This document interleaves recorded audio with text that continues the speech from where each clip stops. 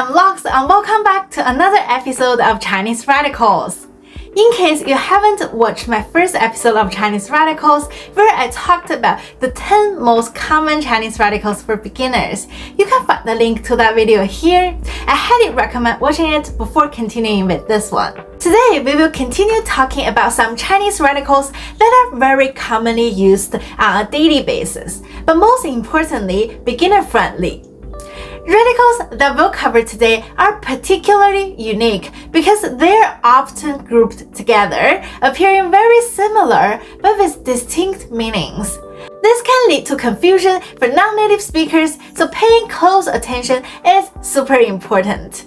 The first set of radicals that I would like to talk about is 日字旁 versus 木字旁. By now, you probably have a basic understanding of the relationship between single component characters and radicals. If not, you can refer to this video. When used as a single component character, 日 refers to the sun. However, as a radical, its definition is expanded and is usually associated with time. For instance, the character 明, as we discussed in the other video about time expressions, indicates next and can help us express time, like 明天, which means tomorrow, or 明年, which means next year in Chinese. On the other hand, the single component character 木 means I. As a radical, 木字旁 is commonly associated with the eyes. For example, the verb 睡 means to sleep.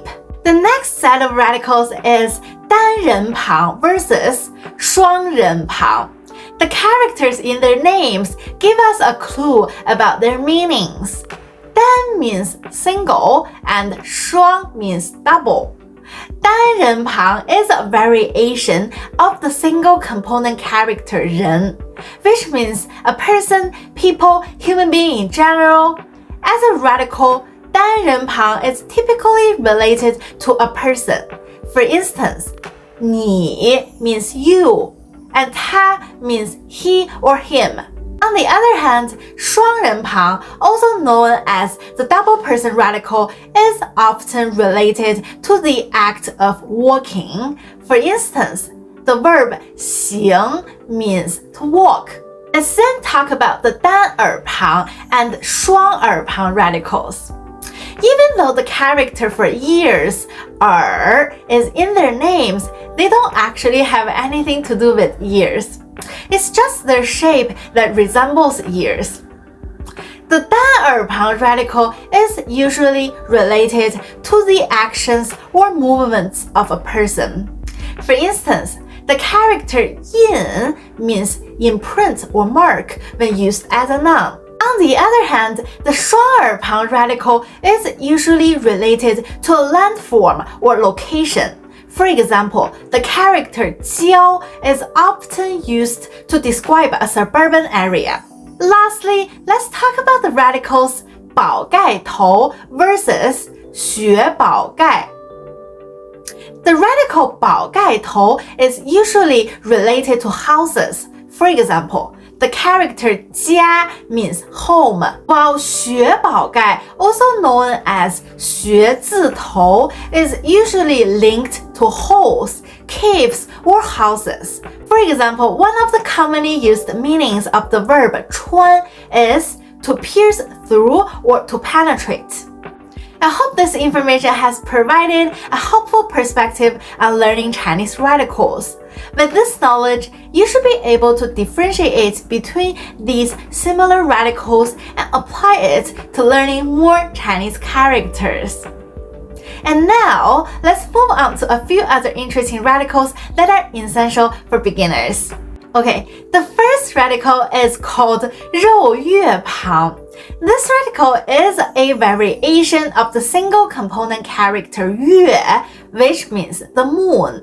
However, this radical is not related to the moon, but instead is often related to the human body or flesh. For instance, the character 肝 means liver.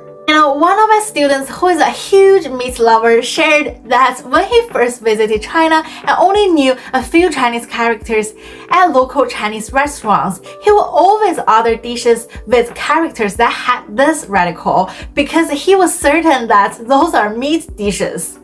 I guess that's why this radical is called 肉月旁, since 肉 means meat in Chinese. Next, we have a radical called 提手旁. This particular radical is commonly associated with actions involving the hand. For instance, the verb 打 means to hit or beat, while the verb 找 means to search or look for. I bring up this radical today because it's frequently used in beginner level characters, so it's important to understand its meaning and usage. Last but not least, we have a radical called 草字头.